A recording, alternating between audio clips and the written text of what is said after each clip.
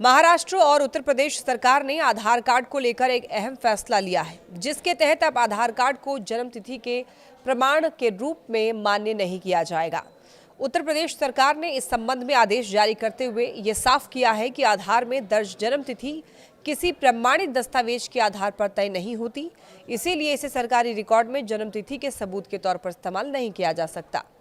UP के नियोजन विभाग के विशेष सचिव अमित सिंह बंसल ने UIDAI के पत्र का हवाला देते हुए ये स्पष्ट किया है कि आधार कार्ड केवल पहचान का साधन है, न कि जन्मतिथि या फिर नागरिकता का प्रमाण।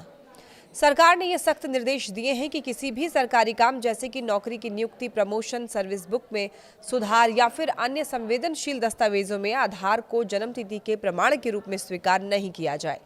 इसके बजाय जन्म प्रमाण पत्र, हाई स्कूल की मार्कशीट, नगर निकाय या स्वास्थ्य विभाग द्वारा जारी प्रमाण पत्र जैसे मूल दस्तावेज ही मान्य होंगे।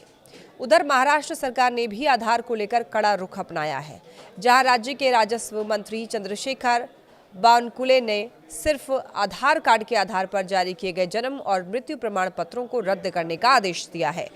उन्होंने ये साफ किया कि सरकार फर्जी प्रमाण पत्रों को बिल्कुल भी बर्दाश्त नहीं करेगी और अगर केवल आधार के आधार पर ही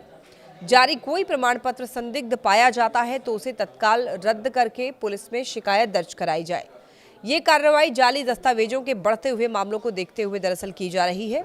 साथ ही ये भी कहा गया है कि 11 अगस्त 2023 के बाद नायब तहसीलदारों द्वारा जारी ऐसे सभी प्रमाण पत्र जो सिर्फ आधार पर बने हैं उन्हें भी रद्द किया जाएगा, क्योंकि केंद्रीय दिशा निर्देशों के तहत आधार को न तो जन्मतिथि का और न ही जन्मस्थान का आधिकारिक प्रमाण माना जाता है। यानी कि साफ शब्दों में अब आधार कार्ड सिर्फ पहचान का दस्तावेज रहेगा, जन्म से जुड़े हुए किसी भी कानूनी काम के लिए ये